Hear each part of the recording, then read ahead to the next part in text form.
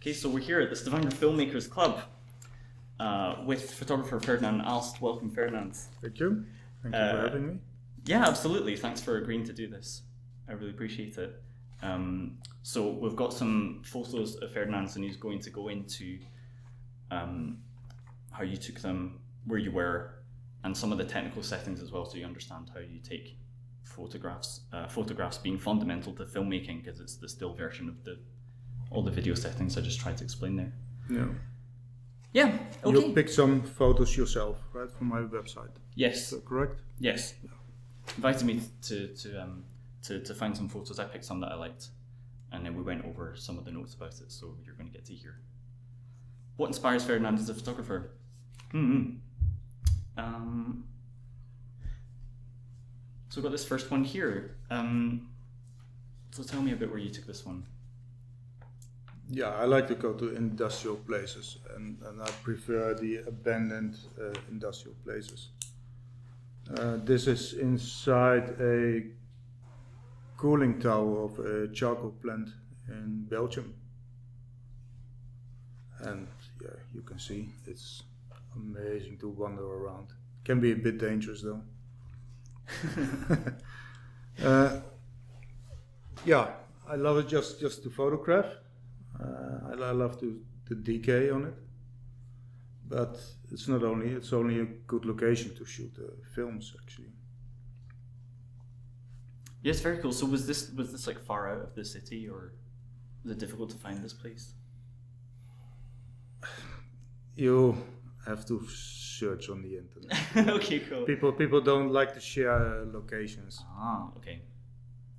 So you really have to dig into Google and search in Google Maps, and then it's like a puzzle, and then you will find it. So, so tell me about what kind of camera you were using and how you went about taking this photo. Yeah, this is taking. I have to look here. This is normally I take a photograph at a low angle. But here I want to give like a bit of an overview, so I went up a little bit higher, and it almost looks like I'm standing on something, but I can't remember what it was. And I used a 24mm at 2.8, like wide open, because it's pretty dark in there, and then 1/4 of a second, and then on 400 ISO. Okay. 24. How many lenses do you own, roughly speaking? Loads. I lost one today, so one less. I think there's six left. Yeah. 6 left. Yeah, all right. Yeah. I've heard that like a lot of photographers only end up using like 1 or 2 of them specifically, or do you use all of them in rotation? Mainly for this, I try to use like a wide angle. Wide angle, right? Which is 24mm. Is 24 or 16 to 24. It starts at 16 for me. Right. Yeah. Okay, cool. Right, and f2.8, that's like depth of field to take the whole aperture, thing. Yeah. Yeah. And that means that like the whole thing's in focus at 2.8? No, the higher the number, the more will be in focus. Okay. So it will be more in focus, like with f8, for okay. example, or f11. So it's more in focus here, and then it goes. But then you need a longer exposure to get all the light in. Mm-hmm. And that is why we shoot at a lower aperture and raise up the ISO a little bit. Okay. It's a whole technical story now. Am I correct? Oh, yes. Yeah, he's the expert. Okay, cool. That's fine. I'll be watching this later, thinking. I think we're gonna do another one on the technical things, maybe someday. Sure. Yeah, some details thrown in here and there. It's nice while we look at these photos. So, so this was a favorite of mine. Yeah. And I've found this artist as well that you mentioned. Yeah. Cool. But yeah, tell me about this one. Well, this one, yeah, it is a self-portrait, as you can see, and it's inspired by Gemma Wout Binnendijk. It's a Dutch fine art photographer, a painter as well. And yeah, to get here, I've tried a few different positions. I think it's always a way of try and error, see what works, see what doesn't work. And since I don't have a screen with me, I have to take one photo, then walk around, look at my camera, see if it works, walk back and do it again. Mm-hmm. And that can take up to 5-6 times or sometimes more. Mm-hmm. Just to get there. Is there any kind of a filter on this? Like you do that for or? Digital. So the filter, I do some layovers in Photoshop. Okay. Is that something that you do typically? Is it something that you're for or against generally? Like post-processing photos? You have to be creative. Yeah. You must do what you like to do, I think. And that is most important. Mm. And if other people like it, don't like it, it doesn't matter so much. As long as I like to do it. Yeah. I totally agree. Is this like a typical exercise for you that you find a photographer that you like and try to recreate or do homages of their work? Or was this just like a one-off thing? No, I like the painterly kind of things, yeah. Mm-hmm. And I like to recreate, and recreate is you learn so much from it. Mm-hmm. So you just take a random photo and then try to recreate it. Mm-hmm. Yeah, I've heard that you can do a similar thing as like a filmmaker. You can take just like a still of a film and then try and recreate the lighting just to see how it works. Yeah. So yeah. Was there anything particular that you learned while making this one? I always learn a lot, actually. Yeah. Especially the light. The light is most important for me. And to get this painterly effect, I also work with just one light. Mm-hmm. And how about other photographers? Do you follow a lot of them or some of them? Or do you read like photography magazines? No, I don't read magazines, but I search a lot online. Mm-hmm. And see what they do. And so I keep up with a lot of people. Okay.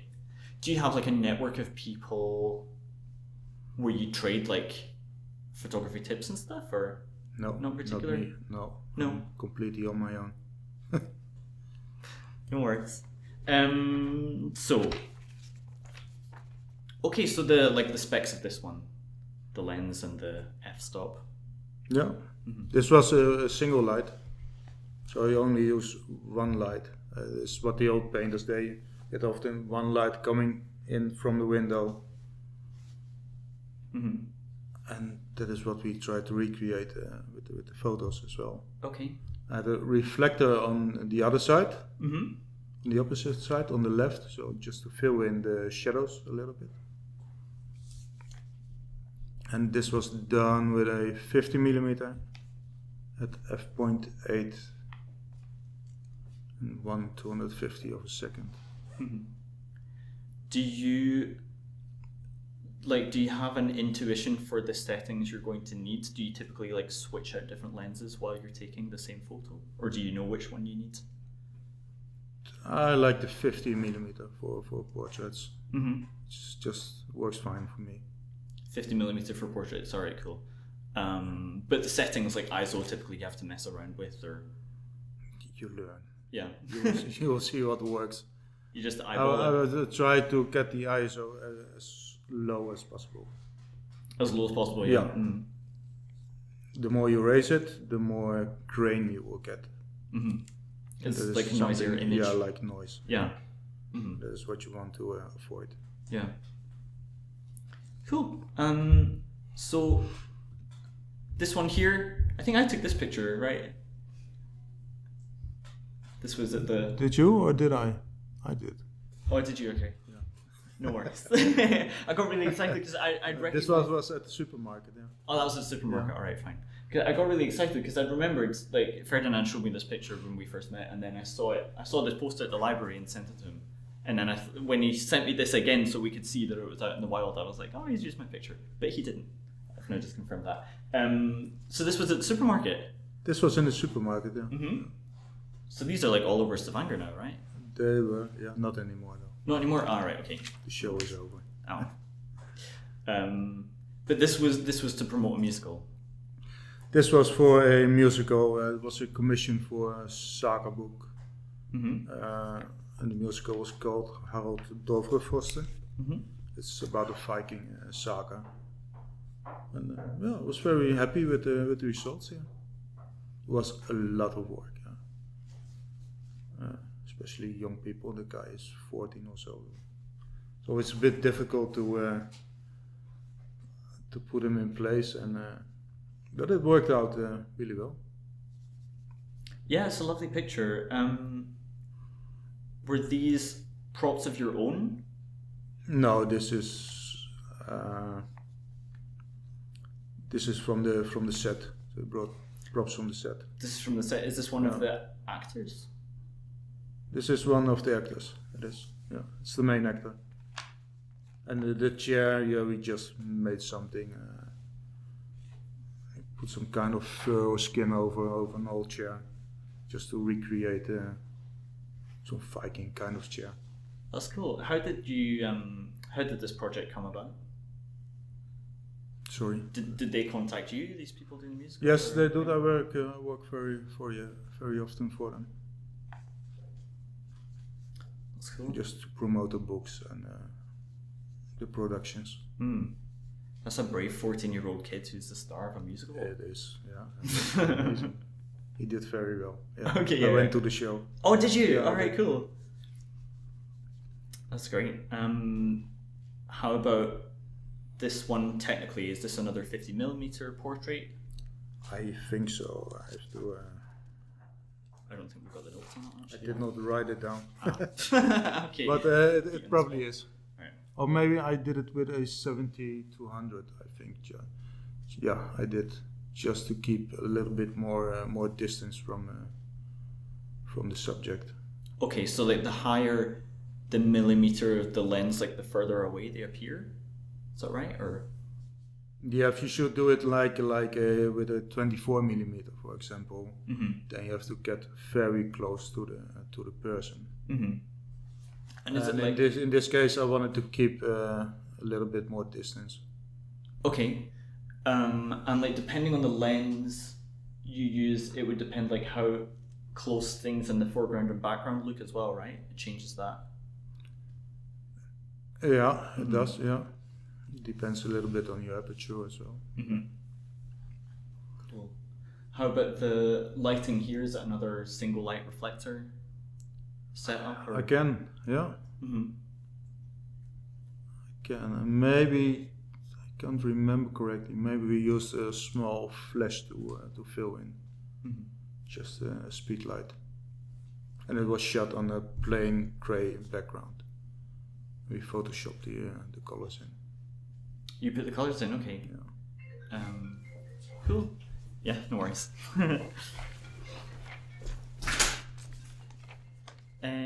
Okay. This next one, this was a prize finalist. It was, yeah, my only one. That's okay. It's more than I've got. Yeah, it was a finalist at the Untitled Prize, and it's an Italian prize in 2015. I was really surprised by it, actually. Oh, very happy, very proud of it, of course. And from there, it got mentioned in the CME Exposure Awards, and Lens Culture Visual Storytelling Awards, and a few others. And then it got exhibit in Venice in Italy. Nice.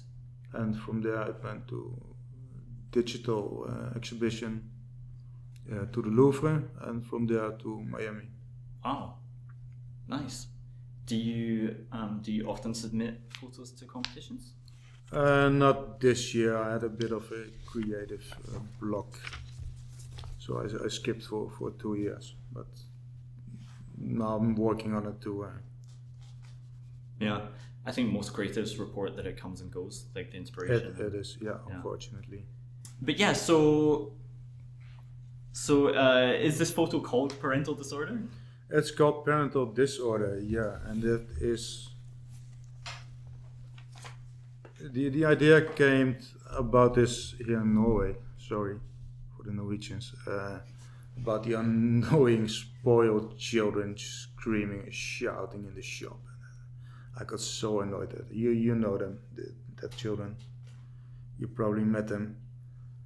And the parents stand there like watching them, doing nothing, not interrupting, not taking any responsibility for the children. And that is, they are blind for the behavior of the children, and that is why they are blindfolded.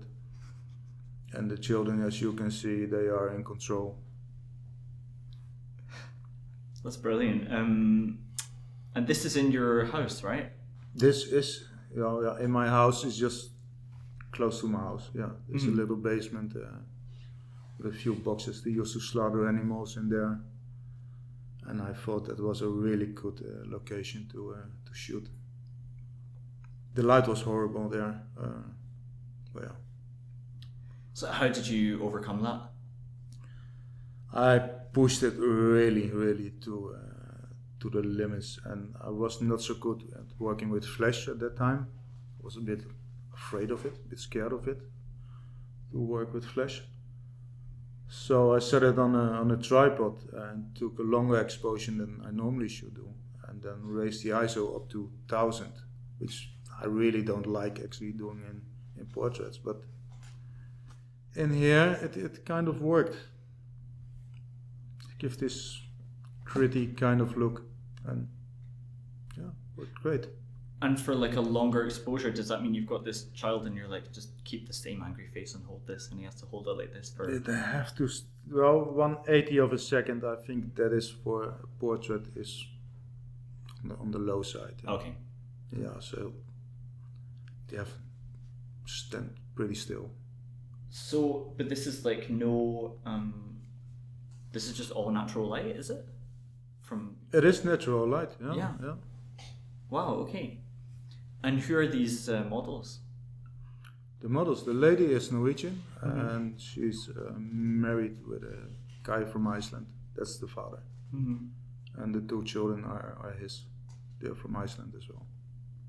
Were these people you knew? Were they people you invited to do this photo shoot? I worked with the lady. Yeah.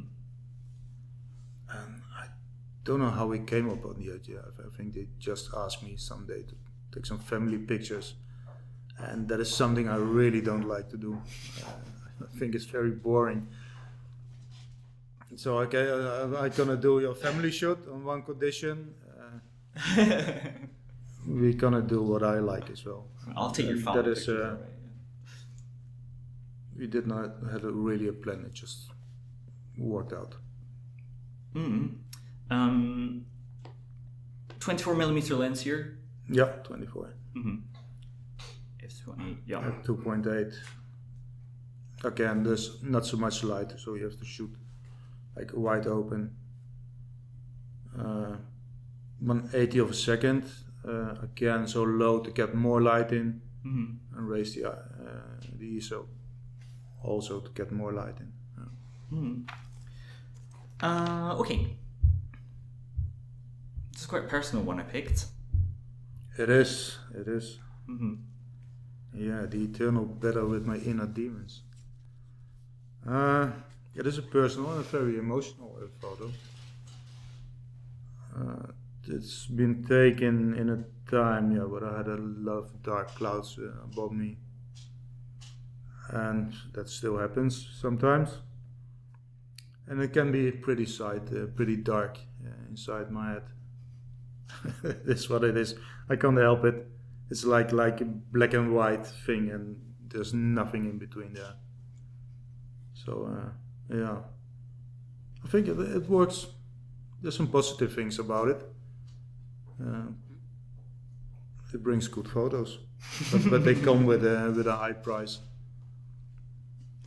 Yeah. Can I ask about your tattoos? You can ask. Where'd you get them? Do they have any personal meaning you're willing to share? Or? Some have. Yeah. Some have. Some are just there for fun, decoration. see if I get anything else to ask about this one.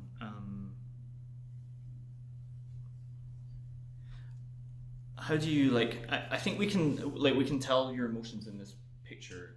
Is it like? I hope so. Yeah. Yeah, for sure. But like when you're saying this one, you've got here like how like we can get the emotion through this picture as well. How do you go about? Are you really in control of like the emotional response that people are having to these pictures in the end? I don't have any control about it. No. Mm-hmm. But do you direct people with that you want their faces to convey a particular message? Because then it becomes acting. Mm-hmm. And my brand is picture your soul. It needs to come from the soul. Mm. You can see here the young guy on the left. He's more acting, but the younger one he's like a natural killer. It comes natural, and that is what I like. That is what I like. There needs to be some kind of connection there. Mm-hmm. And when you fake it, you will notice. Yeah. Then we come to the best picture you've ever taken. Is that the best one, really? Yeah. Objectively. Who is that again? I don't know. Someone. Yeah. I think it's a really good photo, actually. I'm kind it is for sure, yeah. Kind of proud of it. Yeah, I think there's a lot of connection in there. That is important. This was after we did the little short film with Sam that you might have seen. That I put it on YouTube briefly, and I was really exhausted. It was the first time I'd ever directed somebody, and in my face I was just thinking, I can't believe I convinced somebody to act in front of me, and that they're convinced I'm going to make a good film out of this. So it's a bit like exhaustion, a little bit existential crisis. Yeah. I like it, yeah. You definitely I did some work on it. I changed a few things. Yeah. You didn't notice. No, that's the thing. I mean, you're the pro here. I mean, anything you would change, I wouldn't have noticed. No, your eyes were a bit dark, so I lightened up your eyes a little bit. Just make fine white lines in it, and then it looks a little bit brighter. I think it's I like it. Yeah. It's a good shot. And normally I take some more time to do it, but now we did just 2 or 3 photos max, and it was there. So should be every time like that. Yeah, it was. Like it was the same with the film. Like it was so rushed when we were filming that, and we were improvising the whole time. It just kind of felt like everyone was directing it at once as well, which was kind of fun. It was a bit of chaos. It was mental. But that was great, that like enthusiasm, and everyone was just throwing their ideas at it to see what stuck, and we came up with something cool at the end. And so yeah, similarly for the photograph, I think sometimes do you ever like say for this prize winning photo, like how many photos did you take before you landed on this one? Like do you have 10, 20 other versions? Yeah, I think 20. 20, 25-ish. Mm-hmm. Always with the same pose, or you get them to stand in different configurations? Sometimes I miss something. I have a great assistant, my wife Anne, and she helps me posing these people, and that works. Mm-hmm. And sometimes you have to look again and then see if there's something missing or somebody's squeezing an eye or something. Yeah. Mm-hmm. You have to do it again. Mm-hmm. So, so you mentioned that you're a big admirer of the old Dutch masters. I am. Yeah, that's back to this one, isn't it? Yeah. So paintings in particular, any paintings or? The Dutch masters, yeah. I like the light, and it's amazing. Yeah, they inspire me. I think it's getting a hype at the moment. There's a lot of people doing the same kind of work. Oh, really? It's like having a renaissance, that style? It is, yeah, like this style, yeah. There's a lot of people doing it. It's very popular at the moment. Interesting. And that is not why I'm doing it. I just do it because I like it. Mm-hmm. So, like you say, they would just be using window light and everything. Yeah. So, do you find that constraints are important to making good photographs? You know, like, because you're constrained here by having to try and recreate natural light. Whereas you've done that deliberately, whereas, you know, other people might think that the best photo is done with like the best camera, the best possible lighting where you can see everyone, like all of your face, and the most expensive props. It's what you like. It's again, Just you have to personal do taste. what you. It's personal taste. Huh? Mm. And if you look at a lot of the old paintings, they're not much different in light than this. Mm. Because if you have light coming from one side, you have shadow on the other side. Mm-hmm. Speaking of personal taste, you have a very interesting collection of objects. I like to collect. Yeah. Hmm. Yeah. What about that? How did it start? What was the object where you just went, oh, I think this is the beginning of something great. I found an old grenade, or what was it that set you off? I would start it. I think when I was young, I just picked up like a rabbit skull and things like that. Just I'm fascinated by it, and that became worse and worse, and I started to collect more and more. But I only collect things that I really like. So it doesn't matter so much what it is. I prefer the dark things. Yeah, everything that speaks to me and that is interesting to me, I take it home. Yeah. And I won't pay a fortune for it. Mm-hmm. Often I find it on a flea market or something. So tell me about this one. Okay, oh, just point. Yeah, that is a baby kangaroo. Yeah. So we do some, me and a friend in Holland, we do some taxidermy ourselves. So we prepare animals and the bones and things. Like a hobby? Like a hobby, yeah. And then somebody called us, we have a dead kangaroo, so we picked it up. And then there was the baby still inside in the pocket, yeah. But it had no chance to survive, so we take that one to the vet. They took it down and it ended up in a jar. Yeah. That's wild. How? And you got it here, okay? Here to Norway? Yeah. Obviously. Yeah, why not? Yeah. Well, if you go to a museum and then when you see it in a museum, then it's, oh, that's cool. And this is my museum. Yeah, why not? Absolutely. Have any of these objects made their way into any of your pictures yet? Oh yeah, Mm-hmm. absolutely. I do use a lot of props. I use the human skull in still lifes. Yeah, this is just a small part of it. You've seen it. There's a large collection. Yeah, they are being used daily.